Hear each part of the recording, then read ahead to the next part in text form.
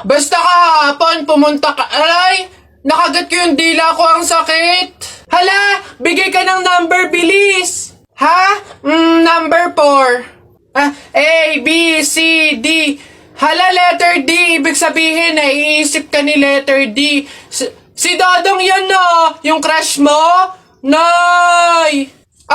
Hindi naman. Hindi ko na naman crush yun. Asim-asim ni Dodong, eh.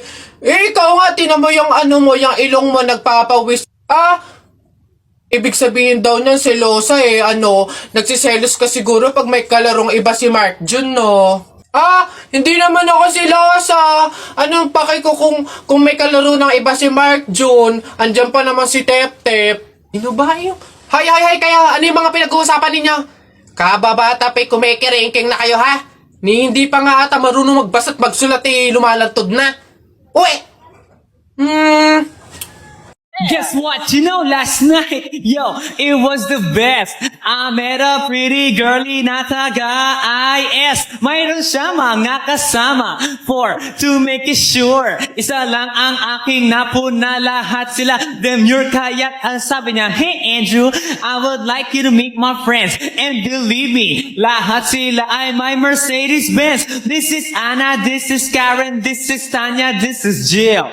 Lahat sila nakatira sa San Lorenzoville among the 4. Si Ana, ako na patingin. At pagkatapos nun, si Ana ay biglang lumapit sa akin. Tinanong niya ako, hey Andrew, can I have your number 2? Sumagot ako, 801-6722. Pabili pa! Pabili! Ano ba yan? Natutulog ang ingay-ingay. Ano ba yan? Pabili nga po ako nung 2 juice po. Ba yan eh? Ano pa? Tapos, C2 po. Ano pa? Ano pa ba? Tsaka po ng Chucky. Tsaka ng soft drinks po. Yun lang po. Akin na bayad. Ito po yung bayad. Ano? Sa dinami-dami mong bibilhin, pipiso lang palang pera mong bata kang na demonyo ka? Babe, andito na ako. Amoy kandila. Hala, babe! Bakit? Amoy kandila eh. Di ba pamahiin yun? Pag daw amoy kandila, meron daw masamang kaluluwa na nagpaparamdam. Paano na? Ay. Mansari kasi natin ngayon, babe. Kaya may pakandila. Ginawa mong horror yung special day natin. Di mo pa ako binabati eh. Puro ka kasi pamahiin. Happy Mansari! Iha, ikaw ba yung asawa nung namatay? Ay, opo, ako po. Bakit po? Gusto ko lang sabihin na mamaya sa libing bawal kang kasunod sa prosesyon ng patay. Ay, bakit po? Pasensya na Iha kasi di ba pamahiin na kapag daw kasunod sa prosesyon ng patay yung asawa, maaari daw na siya yung sumunod na mamatay. Maigi na yung nag-iingat. Ay, opo nga, mas mabuting sundin na lang po, no, kaysa may mangyari pang masama. Sige po, gagawin ko po. Oo, kaya siguro dumaan ka na lang sa ibang lugar para makapunta dun sa sementeryo. Wait lang po. Hello, ate! Hello, bakit? Ano ba, nasan ka na? Ililibing na tong asawa mo, oh. Pasensya na ka mo kasi may sinunod pa akong pamahiin na dapat dumaan muna ako sa ibang lugar para makapuntang sementeryo. Hintayin ka mo ako dyan mga 4 hours. Nay! Ano na naman yan? Bakit? Nay, may nagbebenta na sa labas ng mga sisiw. Bibili na ako. Mura lang yun 20 lang yun Dali na. Sus na bata ka. Nung nakaraan na, nung ginawa mo dun sa asul tsaka dun sa dilaw na sisiw mo ba yun? Pinakain mo lang sa daga, tapos yung isa hinagis mo dun sa bubong. Ay nako, tumigil-tigil ka, pinapatay mo lang.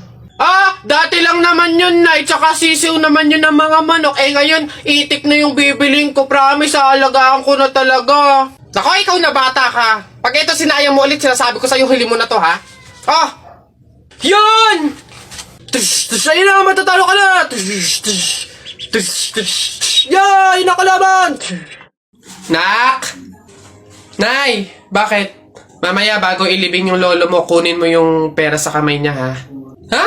Grabe naman, bakit kukunin? Kasi pamahiin daw, swerte daw yung pera na yun. Dali. Ay, totoo, Nay. Sige. Lo, tabi-tabi lang po muna ha. Kukunin ko lang po yung pera kasi sabi po swerte daw po yun. Hoy! Anong swerte-swerte? Walang makikinabang na swerte ko hanggang sa huli kong hantungan. Dadaya ng mga to swerte-swerte. Ako na nga tong namatay, aagawan nyo pa ako ng swerte. Makaranas man lang ako ng swerte sa langit, no? Akin yan! Swerte-swerte. Ayan na.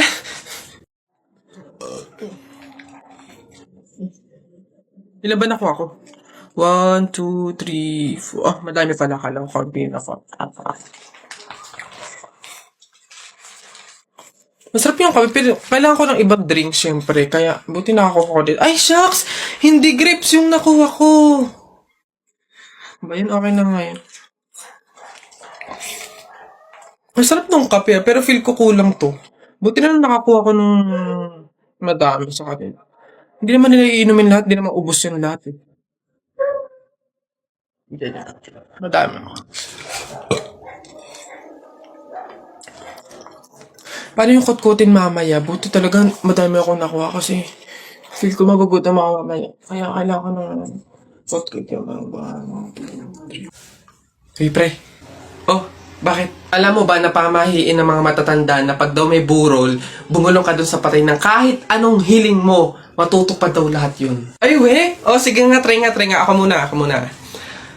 Wish ko sana magka-Ferrari ako tapos 1 milyon tapos mansion. Nice! Ako naman. Wish ko sana mabuhay ka. Sira ka, gagi. Ba't yun yung winish mo? Hindi naman kasi totoo yan. Nagpauto ka na naman. Paniwala ka na naman. Bitan mo! Oy, Tikoy! Ano na naman? May trivia ako sa'yo. Alam mo ba yung sibuyas lang yung may kakayahang makapagpaiyak sa tao ng mabilis? Ganun na. Wait lang. Naano ka ba dyan?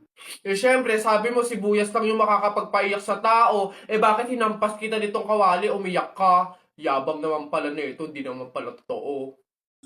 Pre, dadaan tayo ng tunnel, di ba? Oo. Bakit? Sakto. Alam mo ba may pamahiin dyan? Ha? Pamahiin? Sa tunnel? Ano yun? Ang sabi kasi nila, kapag daw dadaan ka ng tunnel, huwag ka daw hihinga hanggat hindi ka nakakalagpas sa dulo. After mo daw makalagpas, ayun na, make a wish, tapos ayun, matutupad daw. Try natin. Baliw ka pre, hindi pwede. Ang haba ng tunnel na yan, oh. Pang mga maiikling tunnel lang ata yung mga sinasabi mo. Mamatay pa tayo dyan. Pre, huwag kang KJ, ayan na, oh. Sayang yung pagkakataon. Go na, minsan lang to. Ayun na pre, ayun na. 1, 2, teka lang. 3, go!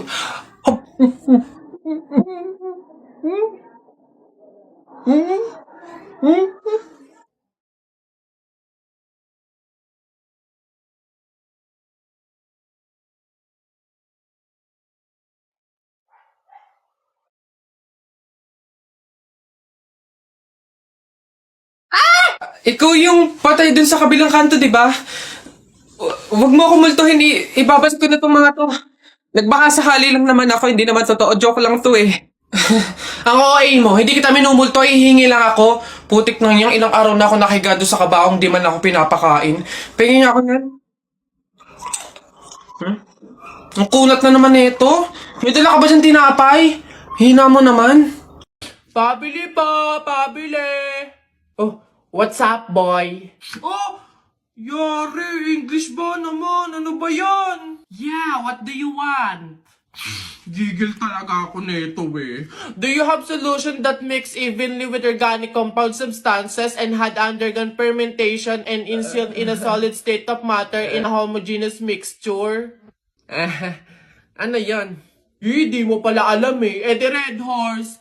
Bonak. Ganon. Mintik na bata to. Uy, paano kaya kung nakita natin si Lord, no? Basta ako pag nakita ko si Lord, sasabihin ko, ingatan niya yung family ko, ingatan niya yung friends ko, tsaka yung buong mundo. Ako naman, basta pag nakita ko si Lord, sasabihin ko, bigyan niya ako ng madaming Ferrari tsaka motor, yung iba't ibang kulay. Ayun na yung sa inyo. Ako, basta pag nakita ko si Lord, sasabihin ko, Lord, isama mo na ako. Ate, palimus po, kahit konting barya lang po. Ewan ka nga pa. Ay, kawawa naman tong bata na to. Diyos ko, nasan ba yung mga magulang mo at palaboy-laboy ka dito sa daan? Wait lang ah. Guys, eto, oh, ay, wow, sino po kayo? Anyways, baka ipambili mo ulit ng iba pang fake nails yan, ha? Pang re-reband ko naman po. Ayaw mo ipangkain na lang? Sige, Lodi, tong pulubi na to. Teacher, may tanong po ako sa'yo kung talagang matalino ka sa math. Ay nako, Tutoy, bata ka pa mapapahiya ka na. Kaya nga math teacher mahusay sa math. Ano ba yung tanong mo? Halimbawa, teacher, meron akong 30 pesos. Tapos, bumili ako ng hamburger, 18 pesos isa. O, ilan yung sukli ko? Diyos ko, Tutoy, napakadali. 30 pesos minus 18. O, edi 12. 12 pesos ang sukli mo. Mali, teacher. Ha? Bakit? Paano mali? 2 pesos lang sukli ko. 20 lang kaya binayad ko. May nakita ka bang 30 pesos na buo? Bola. Talaga ba?